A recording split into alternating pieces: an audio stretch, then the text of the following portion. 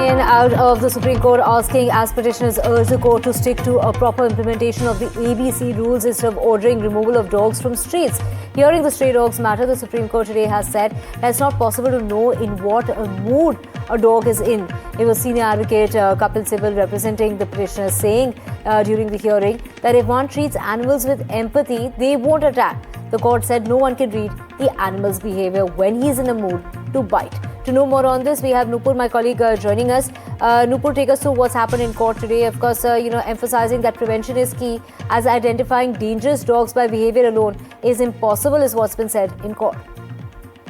Yes, Divya, today the Supreme Court has heard various sides, including the dog bite victims, the petitioner representing the dog lovers and feeding NGOs, also the states and union territories, and as well as the centre. Now, the Supreme Court, after briefly hearing some of the arguments, has made this remark that should the Supreme Court let the common man to suffer if the governments have been unable to implement the ABC rules, which were directed way back in 2018. Now, these remarks were in fact made when the counsel for petitioners representing the dog lovers explained in the court that its previous order, which had directed removal of dogs from public spaces, has in fact led to an increase in dog bites, because once those dogs were removed, other dogs came and took their place, because dogs are territorial and one cannot tell that the other dogs who are coming would be ferocious or not.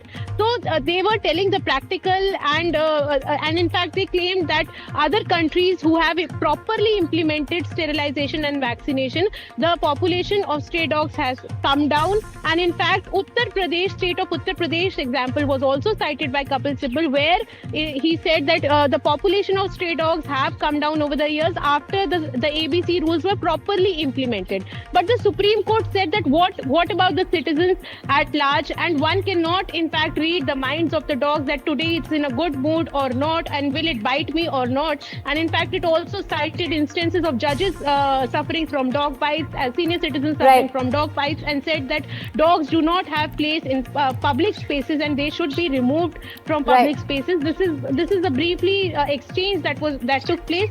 The top court will resume hearing the case tomorrow again, but questioning, Nupur, of course, why stray dogs should be present inside schools, hospitals or courts. The top court asks what objection could exist to removing them from such sensitive premises. Thank you so much for getting us details. We will keep tracking that story.